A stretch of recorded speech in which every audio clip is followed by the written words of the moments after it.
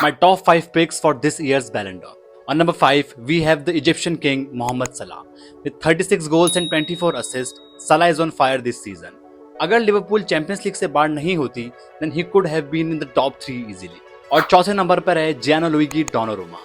It's been 62 years since Lev Yashin became the first and the only goalkeeper in history to win the Ballon d'Or. Donnarumma has already won League One and Trophy de France. अगर PSG champions league जीतती है तो उसमें Donnarumma का बहुत बड़ा हाथ होगा. He's there for sure. On number 3, we have Rafinha with 37 goals and 25 assists and has already won La Liga, Copa del Rey and Supercopa de España. He is on fire this season. अगर Hansi Flick Barcelona में नहीं होता तो शायद Raphinha भी इस season Barcelona में नहीं होता. But now he is one of the best wingers in the world football. दूसरे नंबर पर आता है the golden boy Lamine Yamal with 16 goals and 25 assists and has already won La Liga, Copa del Rey and Supercopa de España. This boy is unreal.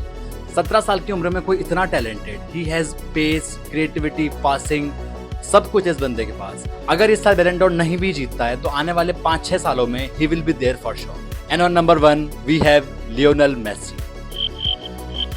मजाक कर. और पहले number पर आता है Ousmane Dembele with 35 goals and 12 assists and has already won League One and Trophy des Champions. He is the front runner of this Ballon d'Or race.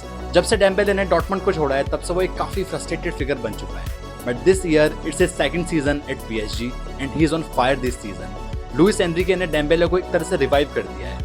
अगर PSG champions league जीतती है then he will be the front runner of this prestigious